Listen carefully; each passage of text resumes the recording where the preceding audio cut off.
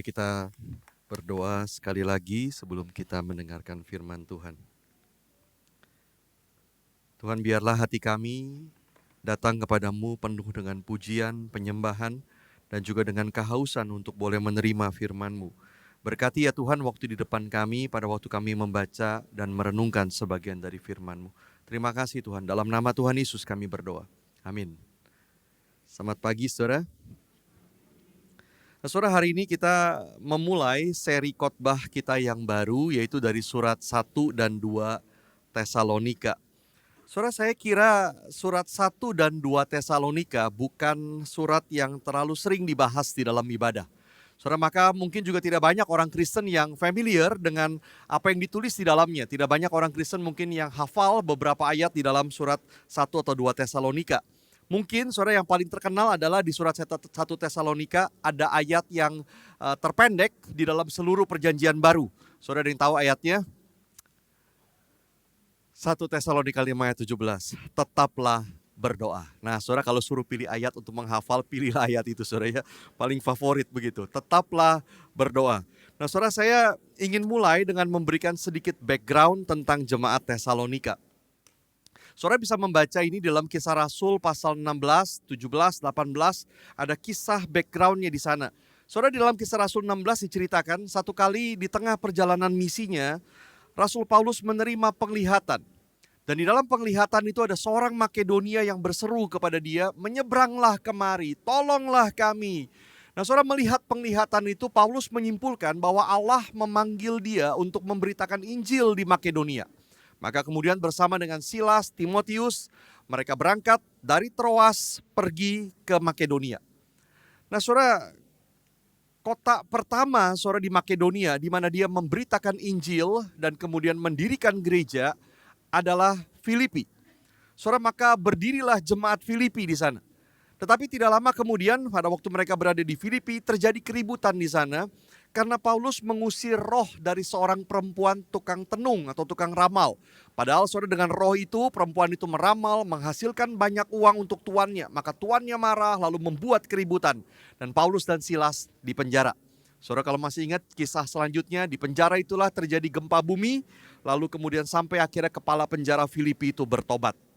Lalu saudara kemudian setelah mereka keluar dari penjara, mereka berangkat lagi dan tiba di kota lain di Makedonia, yaitu Tesalonika. Nah saudara, di Tesalonika dikatakan selama 3 hari Sabat berturut-turut Paulus masuk ke dalam rumah ibadat orang Yahudi. Dia memberitakan tentang Yesus di sana. Saudara, Kisah Rasul 17 menceritakan di rumah ibadat orang Yahudi itu ada orang Yahudi, tentu ada, tetapi juga ada orang Yunani yang takut kepada Allah. God-fearers. Saudara, ini sebetulnya adalah sebuah istilah teknis untuk menggambarkan mereka adalah orang Yunani yang tertarik dengan agama Yahudi, tetapi belum sepenuhnya menjadi Yahudi dengan menerima sunat. Mereka tidak menjadi sepenuhnya orang Yahudi, belum menerima sunat, tetapi mereka tertarik kepada agama Yahudi. Orang-orang seperti ini disebut sebagai God-fearers, orang-orang yang takut kepada Allah. Nah saudara, pada waktu Paulus memberitakan Injil, tidak banyak orang Yahudi yang menjadi percaya. Tetapi banyak dari orang-orang Yunani yang adalah God-fearers itu yang menjadi percaya. Nah saudara, kita tidak tahu memang berapa jumlahnya yang percaya, tetapi pasti cukup banyak untuk membuat orang-orang Yahudi lainnya marah. Karena orang-orang ini tadinya datang beribadah di rumah ibadah orang Yahudi. Tetapi sekarang orang-orang ini percaya kepada Yesus dan mengikut Paulus. Maka mereka mengadakan keributan, mereka ingin menangkap Paulus dan Silas.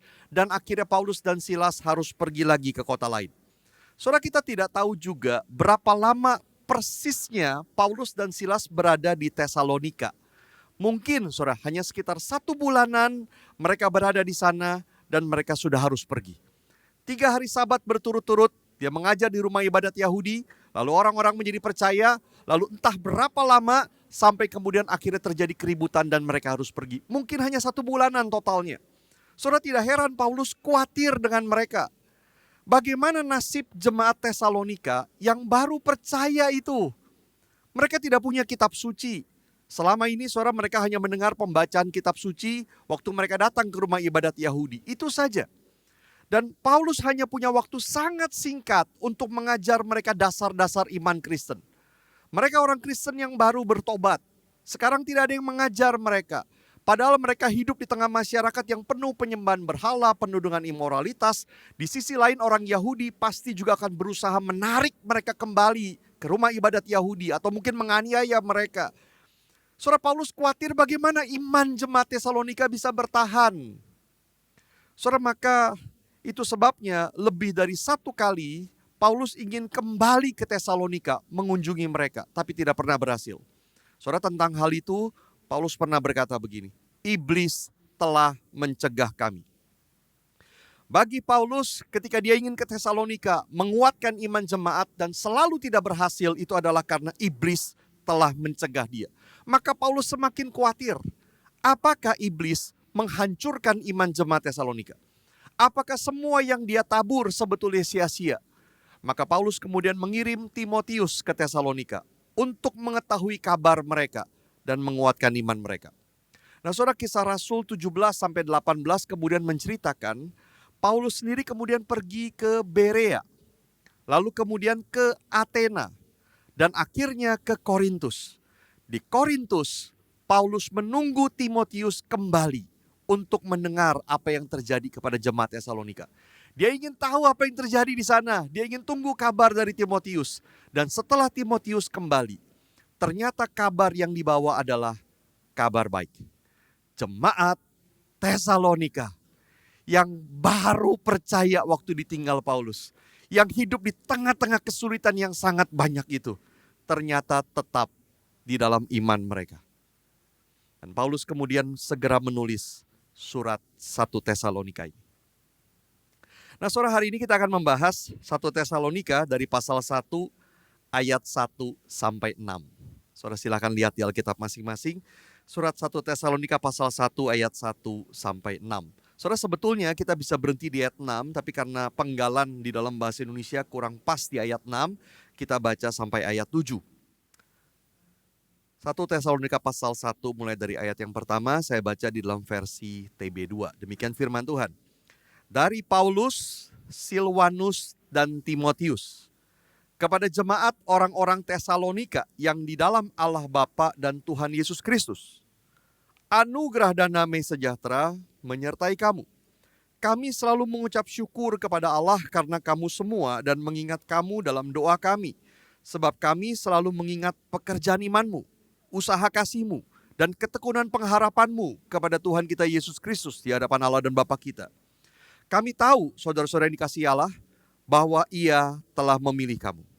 Sebab Injil yang kami beritakan bukan disampaikan kepada kamu dengan kata-kata saja, tetapi juga dengan kuasa dari Roh Kudus dan dengan suatu kepastian yang kokoh.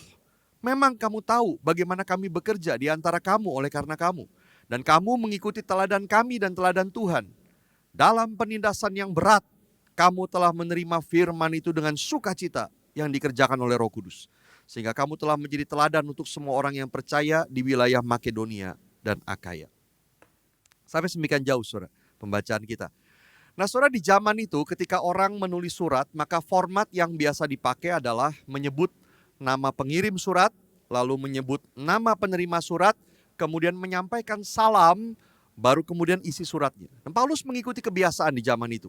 Saudara, maka di dalam surat-suratnya, Paulus juga mulai dengan menyebut nama pengirim surat, lalu penerima surat, kemudian salam. Tapi seringkali Paulus memperpanjang bagian salam itu dengan menambahkan ucapan syukur dan doa di sana sebelum kemudian masuk ke dalam isi surat. Saudara, mari kita perhatikan surat ini. Saudara, di dalam ayat yang pertama, dia mulai pertama dengan menyebut pengirim surat. Yaitu dari Paulus, Silwanus, itu adalah nama lain dari Silas, dan Timotius, yang baru saja kembali dari Tesalonika. Mereka bersama-sama menuliskan surat ini. Kemudian Paulus menyebut penerima suratnya adalah jemaat orang-orang Tesalonika. Nah, saudara, penerima surat dia memang berada di kota Tesalonika, maka disebut jemaat orang-orang Tesalonika. Tetapi yang menarik adalah Paulus kemudian menyambungnya dengan berkata, yang di dalam Allah Bapa dan Tuhan Yesus Kristus. Saudara, Paulus ingin menekankan kepada mereka begini, kamu ada di Tesalonika, tapi kamu juga ada di dalam Allah Bapa dan Tuhan Yesus Kristus. Secara geografis kamu ada di kota Tesalonika. Tapi yang lebih penting adalah secara rohani, kamu ada di dalam Allah Bapa dan Tuhan Yesus Kristus. Kamu di dalam Dia, kamu dilindungi Dia, kamu dikasihi Dia, kamu milik Dia. Inilah kamu, this is you. Saudara, tahun 2017 ada sebuah film yang sangat terkenal yaitu The Greatest Showman. Salah satu soundtrack lagu itu, saudara, yang kemudian menjadi sangat populer adalah This Is Me. Saudara banyak pasti tahu lagu itu. Mungkin sambil saya ngomong pun udah mulai dalam hati, begitu saudara. Nah saudara, Paulus ingin jemaat Tesalonika bisa mengatakan yang sama. Tapi saudara, berbeda dengan lagu itu yang mengajarkan untuk kuat, maju terus dengan kekuatan sendiri, tidak peduli dengan orang. This is me. Paulus berbeda. Paulus ingin karena Tuhan mereka bisa berkata, this is me. Saudara, di tengah tantangan yang mereka hadapi, masyarakat yang mungkin mentertawakan mereka karena iman mereka, tetangga dan keluarga yang tidak bisa mengerti mengapa mereka percaya kepada Yesus. Lalu ada orang-orang Yahudi yang menganiaya mereka. Di tengah semua itu, Paulus ingin mereka bisa berkata, aku di dalam Tuhan, dilindungi Tuhan, aku dikasihi Tuhan, aku milik Tuhan. This is who I'm meant to be. This is me. Jangan gitu lagi saudara, nyanyi lagi. Nah saudara, ini penting sekali. Di dalam kisah pencobaan di padang gurun, Injil Lukas mencatat, Yesus yang penuh dengan Roh Kudus kembali dari sungai Yordan, lalu dibawa oleh Roh Kudus ke padang gurun. Saudara, dalam bahasa Inggris menerjemahkan kira-kira begini, Jesus was led by the Spirit in the wilderness. Tapi kata by di situ bisa diterjemahkan sebagai in. Maka kalimatnya menjadi Jesus was led in the Spirit, in the wilderness, di dalam roh, di padang gurun. Yesus memang berada di padang gurun, in the wilderness, dan dia dicobai oleh setan di situ. Tapi dia juga di dalam roh, in the Spirit, dan itu sangat menentukan. Perbedaannya sangat besar. Saudara, hari ini kita juga hidup di dalam dunia, in the world, yang penuh dengan segala pencobaan dan tantangan. Tapi pertanyaan besarnya, apakah kita juga in the Spirit, dipimpin di dalam roh? Itu sangat menentukan. Perbedaannya sangat besar. Saudara, diceritakan Dale Ralph Davis, seorang profesor di Reformed Theological Seminary di Jackson, Mississippi. Diceritakan, saudara, ketika dia tanda tangan, dia akan menulis begini, in Christ, in Jackson, Dale. Itu namanya, saudara ya. In Christ, in Jackson, Dale. Saudara, ketika membaca ini saya sangat ingin menulis yang sama, saudara. In Christ, in Jakarta, Jeffrey. Begitu. Tapi terlepas saya atau saudara tulis seperti ini atau tidak, sangat penting untuk kita sadar, kita memang ada di dalam dunia. Di dalam dunia ini, di kota ini. Dan di sini kita mengalami banyak pencobaan. Kita mengalami kesulitan hidup, kita mengalami difitnah. Kita mengalami relasi yang berantakan, kita mengalami masalah kesehatan mental, kita mengalami banyak hal, saudara.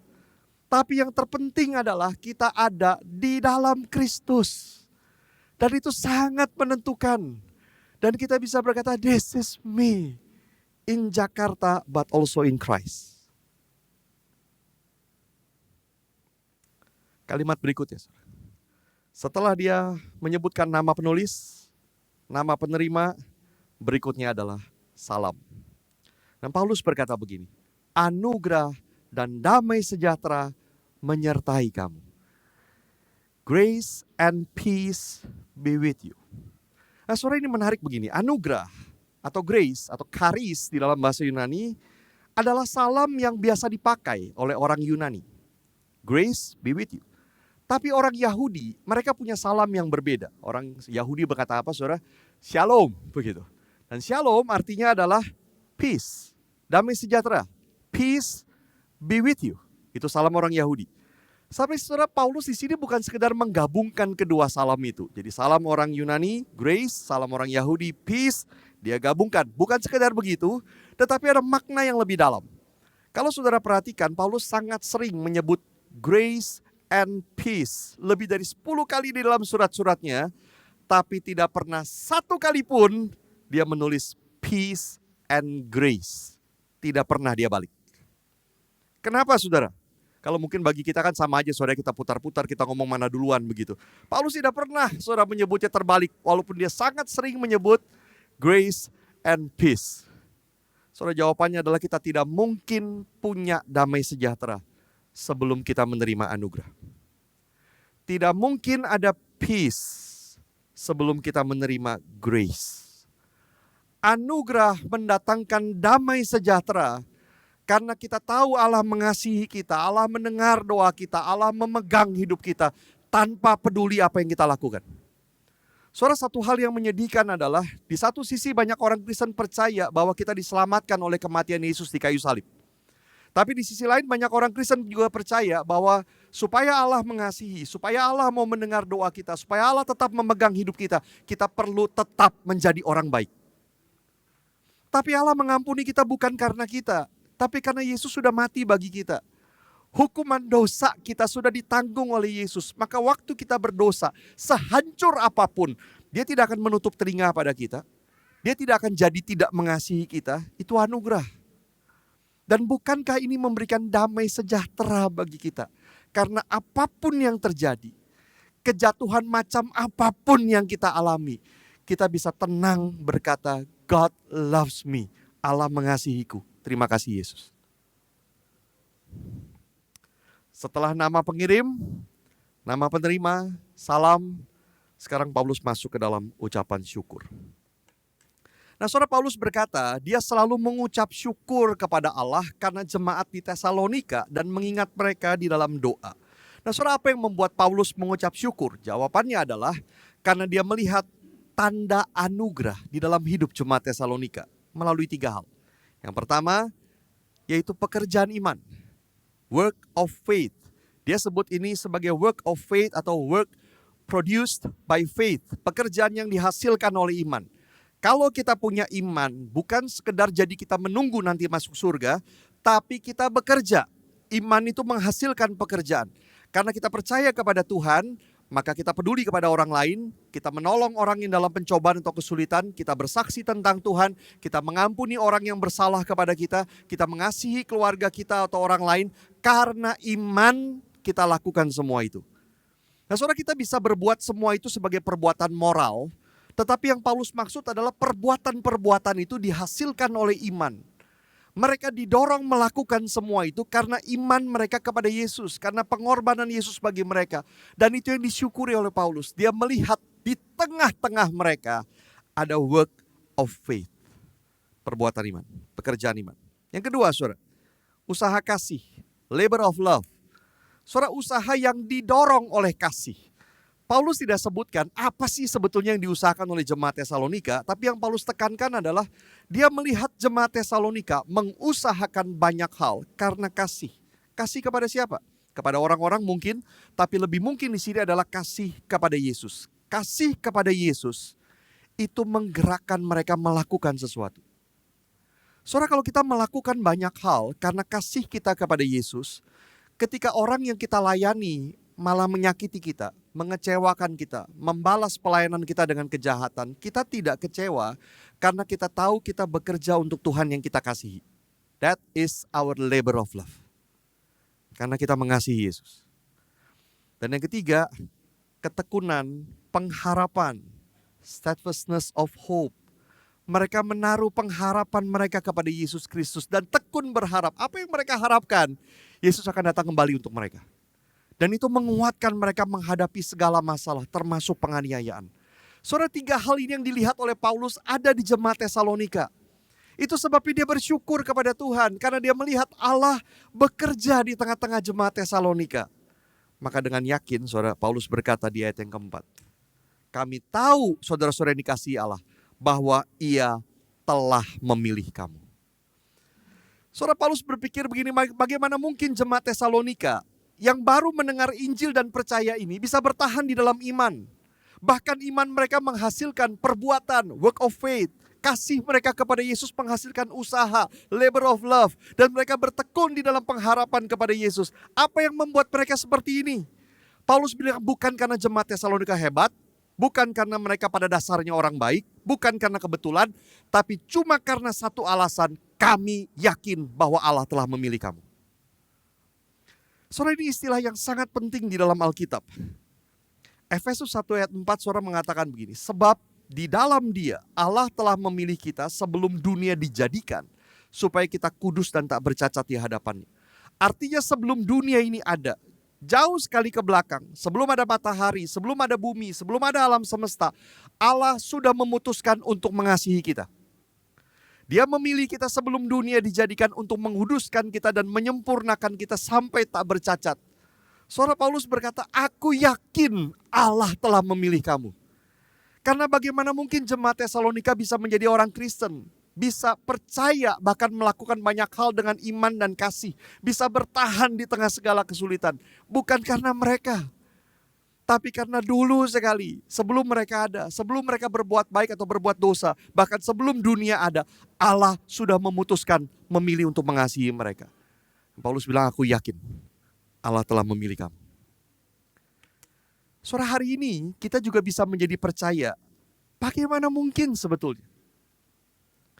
Hari ini kita bisa bertahan percaya, ada yang sudah puluhan tahun, kita melewati banyak hal, kita melewati banyak penderitaan dalam hidup.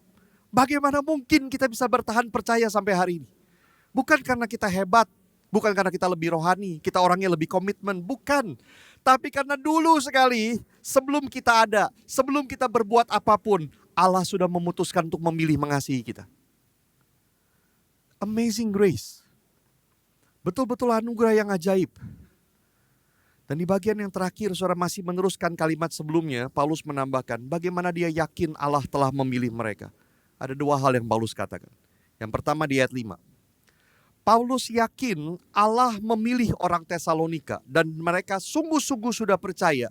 Karena Injil yang dia beritakan waktu itu disampaikan bukan dengan kata-kata saja, tapi dengan kuasa Roh Kudus dan dengan suatu kepastian yang kokoh. Beberapa penafsir berkata bahwa kalimatnya seharusnya adalah dengan kuasa, dengan Roh Kudus, dan dengan lengkap.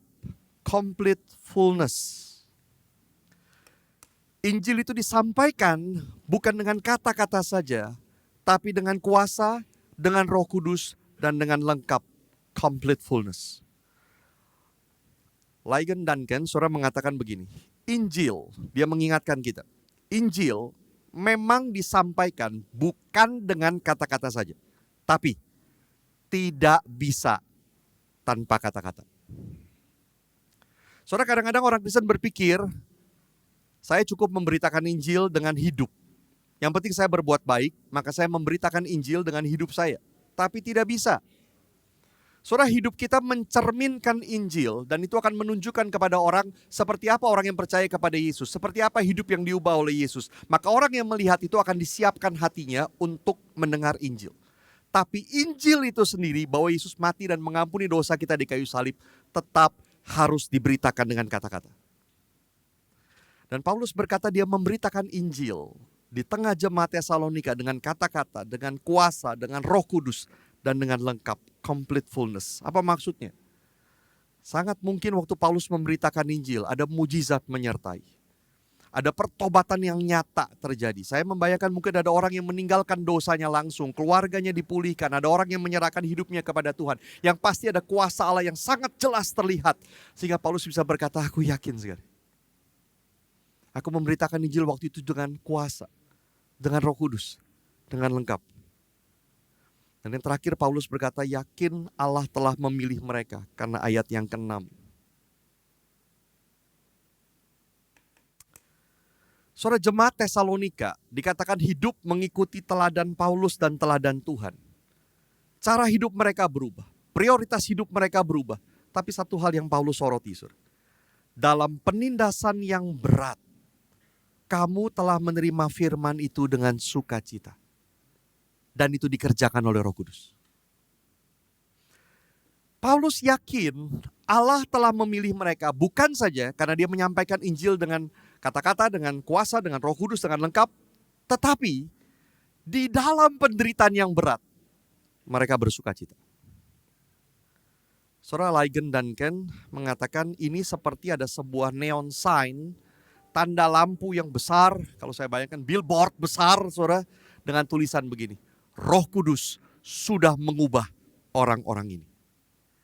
Terlalu jelas, sangat jelas, Roh Kudus sudah mengubah orang-orang ini. Kenapa? Karena di dalam penderitaan yang berat, mereka bersukacita. Soal ini sangat penting bagi hidup Kristen. Paulus tidak berkata kepada jemaat Tesalonika, kalau kamu jadi orang Kristen tidak akan ada lagi penderitaan. Kalaupun ada yang kecil-kecil lah, bukan yang berat. Tidak, tapi justru tanda Roh Kudus bekerja dengan sangat luar biasa di dalam orang Kristen adalah ketika di dalam penderitaan yang berat ada sukacita. In much affliction, joy. Di dalam penderitaan yang berat, sukacita. Saudara, setiap orang dalam dunia punya penderitaan. Kita punya penderitaan masing-masing. Tapi tidak semua kita punya sukacita. Bukankah setiap kita punya penderitaan masing-masing? Saudara jangan bayangkan kalau melihat orang lain, orang itu hidupnya enak sekali, saya yang susah. No, setiap orang saudara punya kesusahannya masing-masing. Tapi tidak semua punya sukacita. Kenapa? Dan sukacita yang dimiliki orang Kristen, bukan karena kita orang yang ekstrovert, bukan karena kita orang yang easy going, bukan karena kita orang yang positive thinking, bukan. Tapi sukacita yang kita miliki spesifik karena kita sudah menerima Injil dan Roh Kudus bekerja di dalam kita. Spesifik karena itu. Inilah jemaat Tesalonika. Saya ringkaskan saudara apa yang kita sudah bahas. Mereka di Tesalonika, tapi mereka juga di dalam Allah Bapa dan Tuhan Yesus Kristus. Mereka menerima anugerah, grace, karenanya mereka punya damai sejahtera, peace. Mereka dipilih Tuhan. Lalu mereka menunjukkan pekerjaan iman, work of faith, usaha kasih, labor of love. Dan mereka menunjukkan ketekunan pengharapan. Injil diberitakan kepada mereka dengan kata-kata dan dengan kuasa Roh Kudus dengan lengkap. Dan tanda anugerah bekerja di dalam mereka adalah di dalam penderitaan berat, mereka bersukacita. Ini jemaat Tesalonika. Nah, ketika merenungkan ini saya berpikir begini. Bukankah kita sudah mengalami yang sama seperti mereka? Injil diberitakan kepada kita dan kita juga percaya. Kita sudah menerima anugerah. Kita juga di dalam Allah Bapa dan Tuhan Yesus Kristus.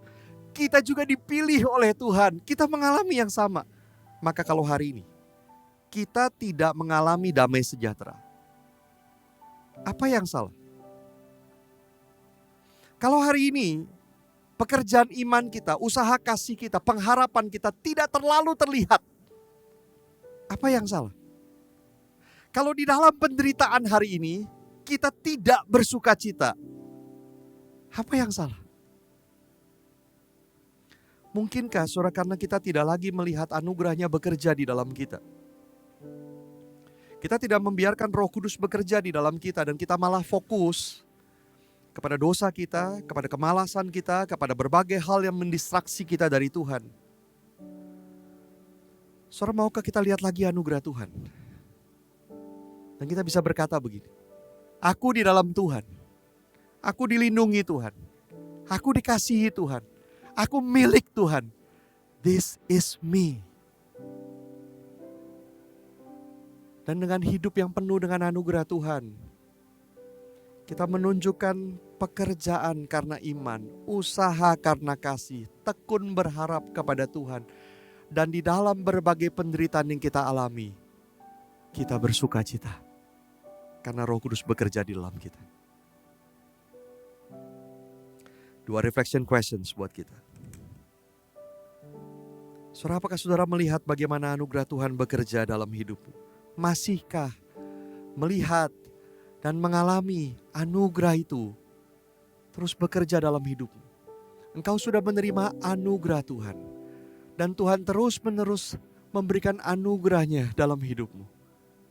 Sampai satu kali nanti kau berjumpa dengan Dia dalam kekekalan.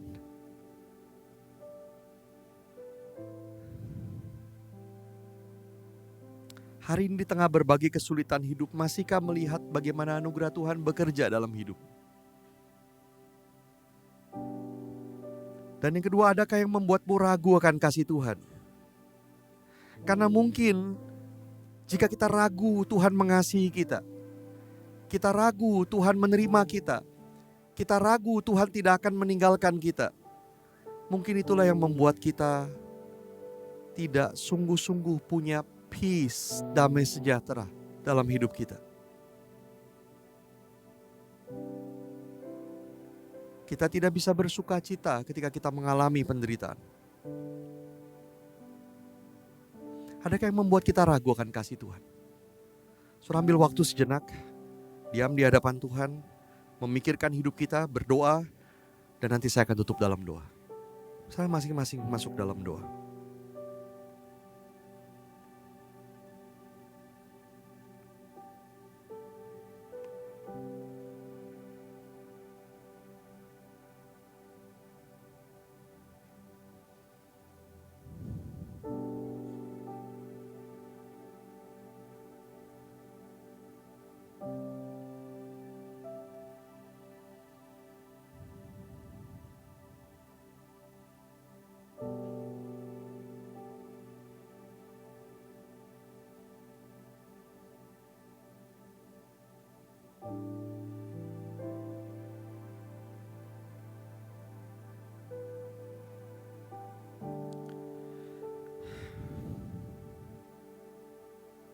Tuhan, kami tahu kami tidak layak menerima anugerah Tuhan. Kami bersyukur untuk kasih-Mu ya Tuhan. Dan kami bukan saja diselamatkan, dijanjikan hidup kekal, tapi hari ini pun kami ada di dalam Engkau. Kami dilindungi, kami dikasihi. Tuhan, tolong kami. Tolong kami ya Tuhan untuk menunjukkan hidup seperti apa yang di dalam-Mu itu. Tolong kami ya Tuhan untuk bersuka cita apapun yang kami alami. Sekalipun kami lelah, sekalipun kadang hati kami penuh dengan kesedihan, tapi biarlah sukacita yang dari dalam menguasai hati kami dan terus menguatkan kami. Terima kasih ya Tuhan untuk karya-Mu dalam hidup kami. Terima kasih ya Tuhan untuk berkat-Mu. Di dalam nama Tuhan Yesus Kristus yang mengasihi kami bersyukur dan berdoa. Amin.